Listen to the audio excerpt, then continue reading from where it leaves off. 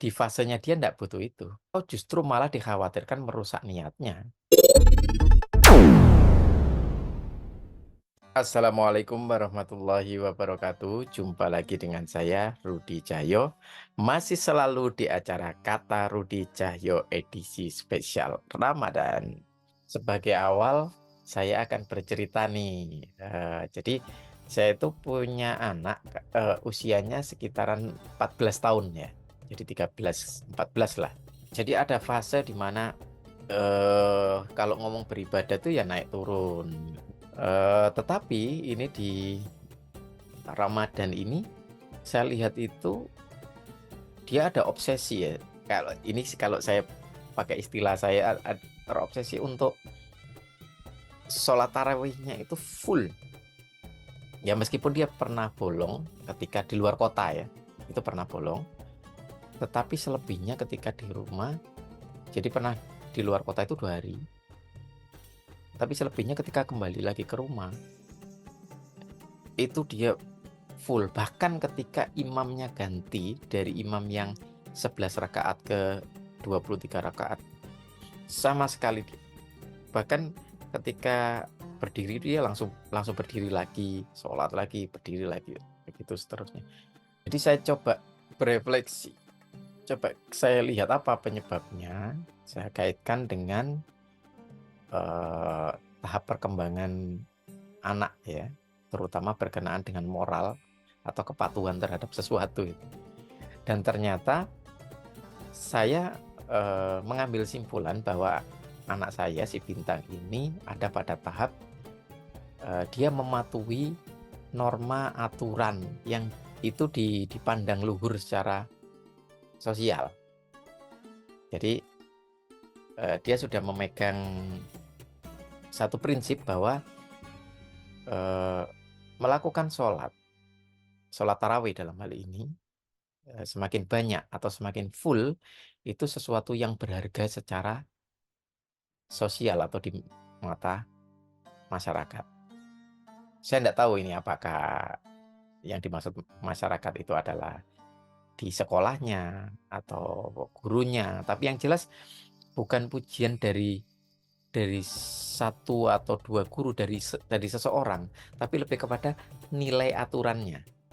Jadi dia lebih menghargai sebuah aturannya, bukan hadiah atau pujian dari gurunya. Jadi bukan hukuman yang dihindari atau hadiah yang ingin diperoleh atau pujian yang ingin diperoleh dari gurunya, bukan. Tetapi lebih menghargai aturan yang dianggap berharga atau dijunjung tinggi di masyarakat. Jadi lebih ke sana, karena itu sesuai dengan usianya. Nah, dari cerita ini nanti kita akan coba terapkan ya, aplikasikan apa yang terjadi pada Bintang ini pada berbagai jenjang usia. Karena untuk membangun motivasi beribadah dari dalam diri anak tidak serta-merta bisa diterapkan di semua usia. Lumrahnya kalau anak-anak ya dimulai dari motivasinya dari luar. Nah, mari kita mulai untuk membahas lebih dalam tentang mengembangkan atau memperkuat motivasi dalam beribadah pada diri anak secara alamiah sesuai dengan tahap perkembangannya. Tetapi ini agak berbeda dengan video yang sebelumnya. Kalau di video sebelumnya kita ngomong disiplin dalam artian bagaimana kita mengelola lingkungan, atmosfer untuk anak-anak sehingga anak itu menjadi berdisiplin dalam beribadah. Tapi kali ini kita justru harus berhati-hati karena kita akan menjaga motivasi itu biar motivasi tersebut datang dari dalam. Ya. Tetapi agar kita paham bagaimana motivasi dari dalam itu bisa dibangun pada diri anak, membangun motivasi pada anak itu tidak gampang, tidak serta-merta bisa kita lakukan, atau dengan kata lain tidak mudah membangun motivasi pada diri anak. Karena ketika kita ngomong tentang motivasi, maka ada dua paling tidak, yaitu motivasi dari luar. Jadi anak melakukan sesuatu karena ada unsur pengaruh, dorongan, hal yang memperkuat perilaku tersebut, tapi dari luar dirinya si anak, ada juga yang dari dalam. Nah, dalam kehidupan sehari-hari tentunya tidak asing bagi kita ketika anak-anak melakukan sesuatu sesuai harapan kita, kita memberikan hadiah, atau minimal paling tidak kita bisa saja memberikan pujian. Oh, anak hebat, oh bagus, oh anak manis, pintar. Nah, itu semua berdampak pada diri anak. Hanya saja dampaknya ini bisa memperkuat perilaku tersebut, bisa juga menyimpang atau membelokkan niatnya. Karena yang akan kita bahas di sini bukan sekedar perilaku secara umum, tapi perilaku dalam hal beribadah. Nah, kita sudah tahu kan ketika kita ngomong ibadah, maka ada satu unsur yang membuat nilai ibadah itu tinggi atau tidak. Unsur pangkal ini, yaitu niat. Nah, sebagaimana kita sudah sering tahu ya, innamal a'malu binniyat. Jadi, amal kita itu di pangkalnya tergantung pada bagaimana kita meniatkannya. Nah, begitu juga ketika kita mau membentuk perilaku beribadah pada anak. Ada motivasi dari luar dan ada motivasi dari dalam. Ya, mana yang lebih baik? Tentunya yang lebih baik adalah motivasi dari dalam. Ya. Nah, tetapi bagaimana membangun motivasi dari dalam diri anak ketika beribadah? Nah, ini tidak serta-merta bisa kita lakukan. Bagaimanapun juga alamiahnya, ketika anak berkembang itu diawali dari membangun motivasinya dari luar. Kenapa kok seperti itu? Ya karena anak itu berpikirnya semakin muda, semakin kecil, itu berpikirnya lebih konkret. Sehingga ketika melakukan sesuatu, itu pasti ada atas dasar hal yang konkret. Ciri anak yang menghindari sesuatu yang tidak nyaman, yaitu hukuman, itu lebih kuat, atau karakteristik ini itu menonjol di anak sampai dengan usia 8 tahun. Nah, nanti kalau 8 sampai 10 sudah mulai sedikit bergeser. Bergesernya kemana? Mencari sesuatu yang nyaman. Ya, kalau dalam bahasa populernya itu hadiah. Nah, kalau tadi hukuman itu menghindari sesuatu yang yang tidak nyaman, ke dalam bahasa populernya itu hukuman. Kalau yang ini mencari sesuatu yang nyaman, yang enak, dalam bahasa populernya hadiah. Ya. Nah, itu sampai dengan usia 10 tahun. Jadi sampai dengan 8 tahun itu lebih kepada menghindari hukuman, menghindari ancaman. Ya, makanya di usia-usia ini sesuai kalau diberikan itu tadi sesuatu yang mengancam atau diberikan hukuman. Nah, tetapi dalam pemberian hukuman ini itu sangat bahaya. Tidak semua orang punya kemampuan atau keahlian memberikan hukuman. Makanya hukuman itu tidak disarankan. Hanya ahli saja yang bisa memberikannya. Karena hukuman itu sifatnya spesifik, dalam, ya, dan sakit. Jadi 3 sifat hukuman ini yang bikin hukuman itu disarankan untuk tidak dilakukan. Spesifik, berarti harus berhati-hati.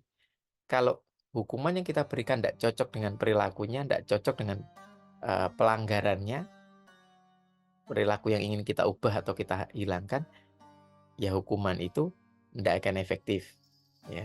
Dalam itu artinya hukuman itu menyisakan atau membuat dampak atau efek yang mendalam pada diri anak. Terus sakit. Nah, sudah sakit mendalam lagi ya. Jadi kalau dia tidak manjur yang pertama tadi spesifik, hanya akan meninggalkan rasa sakit, dan sakit itu mendalam. Nah, ini yang bikin hukuman itu tidak disarankan. Ya. Maka dari itu memberikan hadiah tadi, ganjaran tadi, hadiah itu tadi, itu akan jauh lebih aman daripada memberikan hukuman. Itu hanya efektif di kisaran sampai dengan usia kurang lebih 8 tahun. Nah, untuk di usia 10 tahunan sampai dengan 12 tahun itu mulai diberikan hadiah tadi. Tetapi namanya hadiah sifatnya konkret. Ini berbeda sekali dari usia 10 ke 12. 10 ke 12 memberikan sesuatu yang nyaman, yang enak bagi anak, yang berharga bagi anak, tetapi sudah mulai abstrak. Apa itu? Bentuknya tidak lagi benda, tetapi pujian, kata-kata. Anak bagus, anak soleh, anak baik. Nah, itu. Jadi di usia 10 sampai 12. Di usia 12 sampai 15 itu sudah mulai anak itu larinya itu bukan, kalau tadi pujian kan dapatnya dari orang ya. Jadi eksistensi hal yang nyaman, yang baik buat di pikiran anak itu adalah sesuatu yang keluar dari mulutnya orang. Anak baik, anak bagus. Tetapi ketika sudah di atas 12 sampai dengan 15 itu sudah mulai menyadari bahwa sesuatu yang baik itu tidak hanya datang dari orang, tetapi datang dari aturan atau norma yang mengatur orang-orang itu.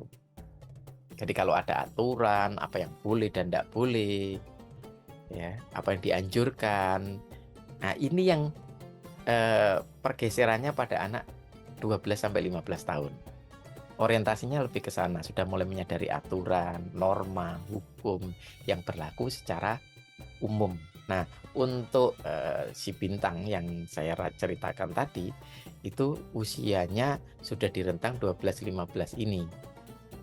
Sehingga yang jadi pedoman buat dia melakukan puasa full atau sholat tarawih full itu lebih kepada ya ada aturan atau nilai yang dia sudah sadari bahwa secara aturan itu harus dilakukan. Ini agak sedikit berbeda dengan anak-anak yang lebih muda tadi yang mencari tanda tangan imamnya, imam sholat tarawih gitu ya. Karena buat dia tanda tangan itu sendiri seperti token atau mungkin punya motivasi menghindari hukuman. Kalau nanti ada banyak bolongnya, nanti mungkin mereka takut dihukum. Karena usianya lebih kecil, jadi orientasinya lebih ke sana. Tapi kalau Bintang itu ketika saya coba verifikasi, ketika saya tanya ya, apakah ada keharusan untuk mencari tanda tangan dan seterusnya, dia bilang ada sih daftar kayak begitu, daftar ceknya, tapi dia tidak pernah pakai itu. Ya sudah, dia letakkan, dia tidak pernah isi itu. Jadi yang terpenting buat dia ada satu aturan yang itu sebuah keharusan. Nah, ini untuk anak seusia Bintang itu di 12-15 tahun ini. Jadi ada hukum, norma, aturan yang memang harus dipatuhi. Ada kesadaran ke sana. Nah, itu. Nah, nanti beda lagi dengan usia 15 tahun ke atas ya. Sudah mulai ada 2 tahap tuh di atas 15 tahun. Untuk tahap yang awal di atas 15 tahun itu sudah mulai ada transaksi. Kalau mau mematuhi sebuah aturan, sebuah norma, itu karena ada take and give, kesepakatan dengan kelompok, kesepakatan dengan masyarakat. Jadi saya bisa mematuhi itu karena ada sesuatu yang bermanfaat yang bisa tak ambil, gitu ya. Kenapa saya melakukan sesuatu di tengah masyarakat atau di kelompok? Karena ada sesuatu yang bermanfaat atau yang bisa saya berikan ke kelompok atau masyarakat. Itu di atas 15 tahun, tapi tahap awal ya, tahap pertamanya.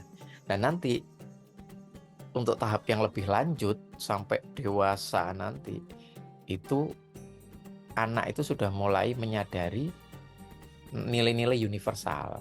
Kayak misalnya mungkin saja seseorang bisa menerobos lampu merah, tapi karena dia sedang membonceng orang yang nyawanya harus ditolong. Jadi ada nilai yang lebih universal. Soal nyawa, soal sesuatu yang berharga. Itu ada yang lebih bernilai universal. Nah, maka dari itu, untuk membangun motivasi pada anak, kita tidak serta-merta bisa tiba-tiba membangun motivasi internal, motivasi dari dalam, motivasi intrinsiknya. Enggak. Ya tetap mengikuti hukum alamiahnya anak-anak. Kalau di awal-awal ya butuh hadiah ya enggak apa-apa dikasih hadiah, butuh pujian ya dikasih pujian. Loh, pujian itu kan eksternal, hadiah itu eksternal, ya enggak apa-apa untuk tahap usia itu dipersilakan. Nah, untuk tahap usia yang lebih dewasa ya jangan dikasih hadiah terus. Nanti itu malah justru merusak niatnya. Misalnya ada anak atau bahkan orang tua ya, orang yang lebih dewasa, tiap subuh sholat, bahkan datang lebih awal, azan, tiba-tiba teman satu komunitasnya bilang, wah kalau ndak ada Pak A, kalau ndak ada Pak B, ndak ada Bu A, ndak ada Bu B, orang-orang ini pada ndak sholat subuh. Oh, karena Pak A ini yang adzan misalnya. Kalau dikasih seperti itu bisa saja itu tidak ngefek buat orang tersebut, tidak akan mengubah apapun, dia akan tetap melakukannya gitu ya. Ya, karena di fasenya dia tidak butuh itu. Atau justru malah dikhawatirkan merusak niatnya.